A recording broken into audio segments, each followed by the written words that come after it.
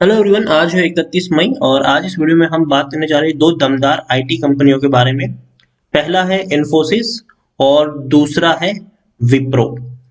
तो दोनों ही शेयर्स में अगर हम देखें, इन्फोसिस के शेयर में अगर हम देखें तो आज हल्की सी गिरावट थी। विप्रो का शेयर ऑलमोस्ट जहां था वहीं आसपास क्लोज हुआ है। कोई ज्यादा फर्क हमें यहाँ पर देखने को नहीं मिला है।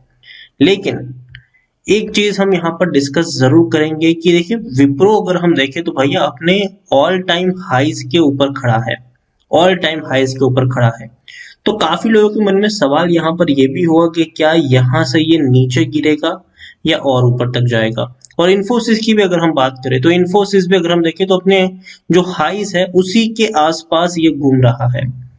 तो यहाँ पर भी बातचीत करना बनता है कि क्या यहाँ से एक बड़ी प्रॉफिट बुकिंग दोनों ही शेयर्स में देखने को मिलेगी कि नहीं, और जो लॉन्ग टर्म के निवेशक है उनको यहाँ पर क्या करना चाहिए। तो वीडियो को मैं शुरू करूँ उससे पहले अगर आपने अभी तक चैनल को सब्सक्राइब नहीं किया है तो प्लीज अभी इसे सब्सक्राइब कर लीजिए, क्योंकि आगे भी बहुत सारे वीडियोस हैं जो आपको काफी ज्यादा हेल्प करेंगे। उसके साथ साथ अगर आपने अभी तक मेरी टेलीग्राम चैनल को ज्वाइन नहीं किया है तो उसको भी ज्वाइन करना मत भूलिएगा, लिंक आपको डिस्क्रिप्शन में मिल जाएगा। तो शुरुआत करते हैं इन्फोसिस के साथ।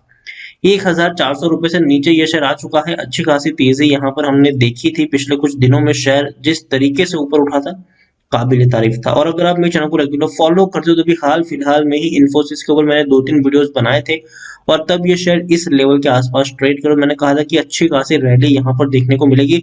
बहुत जल्दी शेयर 1400 रुपए से ऊपर निकलेगा, और उसके ऊपर निकला भी सही, लेकिन अब नीचे की तरफ दस्ता हुआ नजर भी आ रहा है। एक साल में देखेंगे तो 102% के आसपास का ग्रोथ हमें देखने को मिला है। इससे पहले भी अगर हम देखें तो 1440 रुपए तक पहुंचने के बाद ये शेयर नीचे की तरफ टूटा जरूर था। फिर बाद में फिर से तेजी बढ़ाई इसने। इससे पहले भी अगर हम देखें तो उसी के आसपास था और ये टूटा ये शेयर, फिर तेजी आई। तो ये चीज हमें हमेशा देखने को मिलेगी, और ये मैं मानता हूँ कि ये एक हेल्दी करेक्शन होता है। जब शेयर इस तरीके से आगे बढ़ता है तो एक हेल्दी करेक्शन आता जरूर है, लेकिन फिर से तेजी देखने को मिलती है। अगर आपको लगता है कि यार इसने ऑल टाइम हाई बना दिया है, अब यहाँ से ये और ऊपर नहीं जाएगा, तो ये आपकी गलत धारणा है। क्योंकि ये वो शेयर है जो हर बार एक हाईएस्ट पी के ऊपर और हाईएस्ट प्राइस के ऊपर ट्रेड करते हमें हमेशा नजर आए हैं। और जब भी लगा है कि अब ये यहाँ से टूटना शुरू करेगा, हम उसने उससे ज्यादा का बाउंस बैक फ्यूचर में दिखाया भी है। तो यहाँ पर ये मान के चल सकते हैं कि भैया किसी को भी अब तक इसमें नुकसान नहीं हुआ है। जिन्होंने भी इन्फोसिस के शेयर में खरीदारी करी है, अब तक किसी को नुकसान यहाँ पर नहीं हुआ है। बल्कि एक चीज है कि पैसा इसने 10 गुना, 20 गुना, 25 गुना, 30 गुना तक बना कर दिया है लोगों को।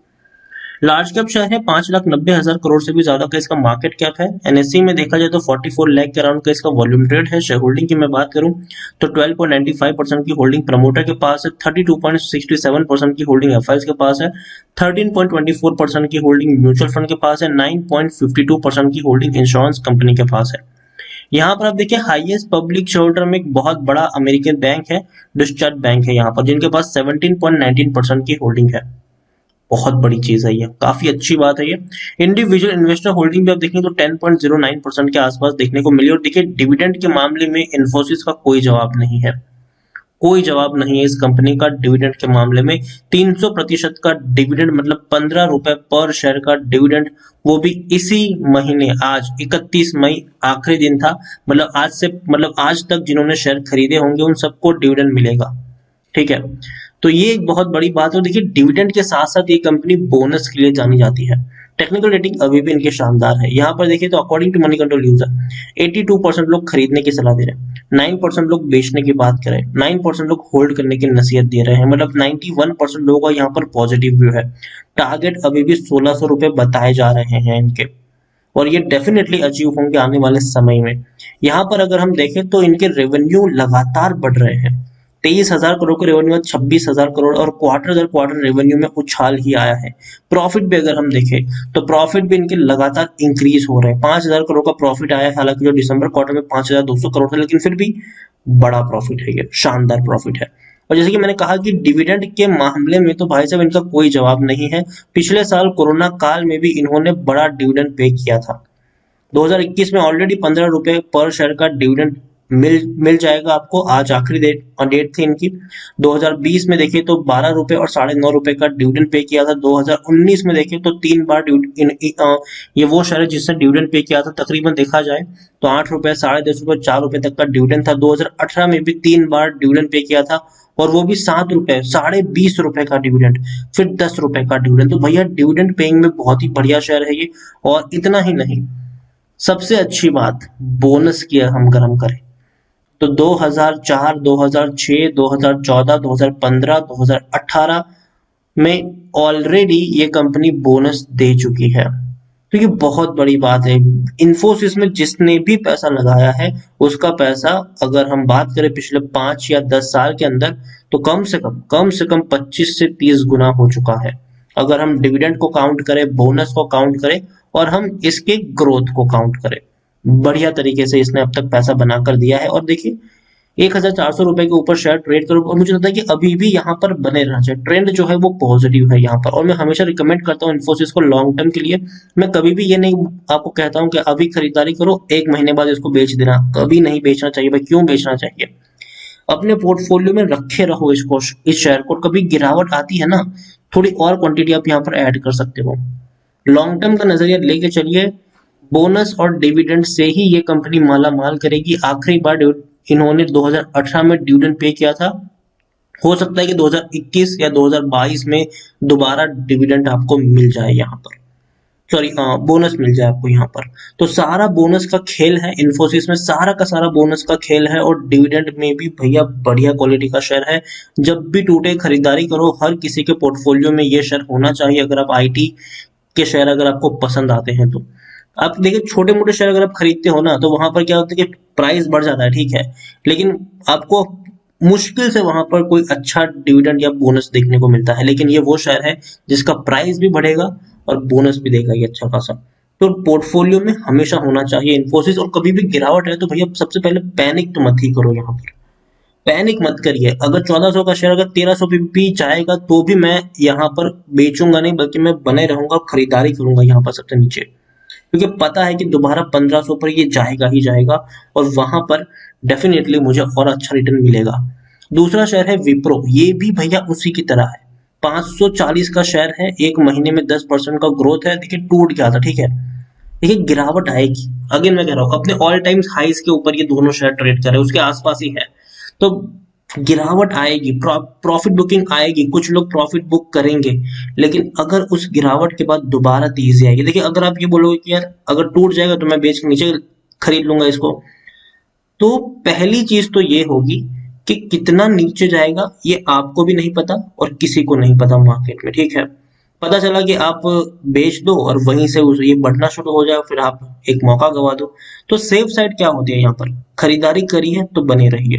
नीचे अगर टूटता है तो भैया थोड़ी और क्वांटिटी ऐड कर सकते हो आप उस लेवल पर, क्योंकि लॉन्ग टर्म में आपको भी पता है कि तेजी तो यहाँ पर आने ही वाली है। यहाँ पर आप देखिए ये भी शेयर 2,90,000 करोड़ के आसपास का मार्केट कैप रखता है, लार्ज कैप शेयर है ये। और एनएससी में देखिए तो 53 लाख से भी ज्यादा का इसका वॉल्यूम ट्रेड है। और देखिए पिछले 3 साल में जो पैसा इसने बना के दिया है वो लाजवाब है। 160 रुपए के आसपास था ये शेयर, बड़ी रफ्तार दिखाई है, वो भी पिछले 1 साल में अगर दिखाओ तो भैया 1 साल में तो बहुत बड़ा ग्रोथ है। और देखिए इससे पहले जब भी तेजी आई है टूटा जरूर है ये, तेजी आई है टूटा जरूर है ये, तेजी आई है टूटा जरूर है ये।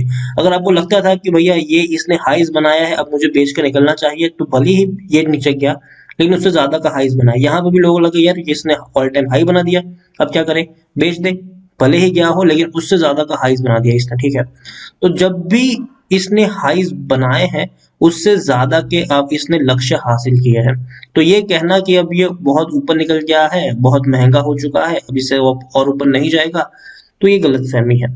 जितने जिस प्राइस पे है उससे ऊपर जाने का दमखम रखता है। हाँ थोड़ी बहुत प्रॉफिट बुकिंग आएगी जरूर, लेकिन उससे ऊपर जाने का दम ये जरूर रखता है। यहाँ पर देखा जाए तो 73% से भी ज्यादा की होल्डिंग प्रमोटर के पास है, 9.21% की होल्डिंग एफआईएस के पास है, 2.33% की होल्डिंग म्यूचुअल फंड के पास है, 3.76% की होल्डिंग इंश्योरेंस कंपनी के पास। देखिए प्रमोटर यहाँ पर अजीज प्रेमजी और एलआईसी के पास भी 3.70% की होल्डिंग है। प्रमोटर अपने शेयर बेचने को तैयार ही नहीं है। बड़े फंड हाउसेस भी आप देखिए बहुत बड़ी क्वांटिटी लेकर बैठे हैं, पब्लिक के पास ज्यादा शेयर है ही नहीं इसके, याद रखिए।